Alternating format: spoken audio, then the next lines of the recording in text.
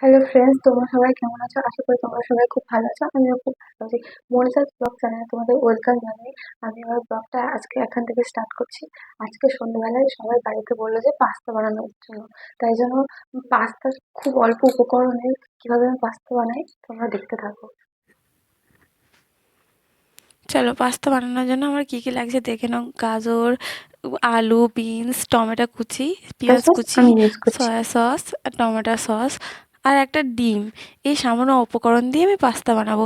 দেখো আমি পাস্তার জল সিদ্ধ দিয়ে দিয়েছি, তার মধ্যে পাস্তা দিয়ে দিয়েছি। হ্যাঁ, আর পাস্তাতে পাস্তা সামান্য প্রায় সিদ্ধ লবণ। হয়ে গিয়েছে। আমি পাস্তার মধ্যে তেল মাখিয়ে নিয়েছি যাতে পাস্তাটা ঝরঝরে হয়, জড়িয়ে না যায়, ওই কারণে। আর দেখো আমি এখন কড়াইতে তেল দিয়ে দিয়েছি। তারপর আমি আলু, বিনস, গাজর সব দিয়ে আমি এখন সেটা ভাজছি। তাতে সামান্য লবণ, সামান্য হলুদ গুঁড়ো দিয়ে দিয়েছি। আর হচ্ছে ঝাল হবার জন্য আমি একটু লঙ্কার গুঁড়ো ইউজ করেছি।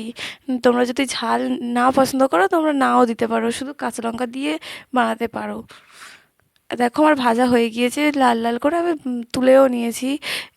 এবার আমি এবার আমি ডিমটা ভেজে নিয়েছি, কিন্তু আমি ডিম ভাজাটা দেখালাম না। আর আমি এখন পেঁয়াজ, লঙ্কা সব একসাথে দিয়ে ভেজে নিয়েছি। ভাজতে ভাজতে আমি আবার টমেটো দিয়ে দিয়েছি। এটা একটু গ্রেভি গ্রেভি হবে, যেহেতু পাস্তা একটু গ্রেভি গ্রেভি, একটু গ্রেভি গ্রেভি হলে মানে টেস্টটা ভালো আসে।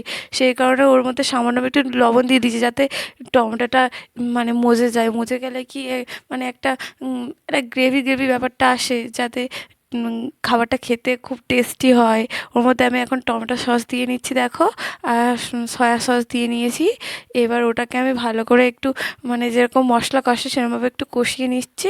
তারপরে আমি সবজিগুলোকে ওর মধ্যে দিয়ে দিলাম একসাথে। ওই মশলাটা যাতে সবজিগুলোর মধ্যে ঢোকে, ওই জন্য ভালোভাবে নাড়াচাড়া করে নিচ্ছি। তারপরে আমি মশলা কষানো হয়ে গেলে আমি পাস্তা দিয়ে দিয়েছি। দেখো আমি পাস্তা যেহেতু আগেই লবণ দিয়ে সিদ্ধ করে নিয়েছিলাম, সেই কারণে খুব সামান্য পরিমাণে লবণ অ্যাড করছি, কারণ লবণ যেহেতু দেয়াই আছে। আর এমনিতে সসগুলোতে লবণ থাকে, সেই কারণে খুব সামান্য পরিমাণে লবণ অ্যাড করছি। নাহলে অতিরিক্ত লবণ হয়ে গেলে খেতে ভালো লাগবে না। ভিডিওটা ভালো লাগলে please like, share and subscribe করে দিও। আমার চ্যানেলের পাশে থেকো। আজকের ভিডিওটা এই পর্যন্ত। আমার স্পাইসি পাস্তা ইজ রেডি। দেখো কেমন লাগছে। আজকের ভিডিওটা আমি এখানেই এন্ড করছি। চলো।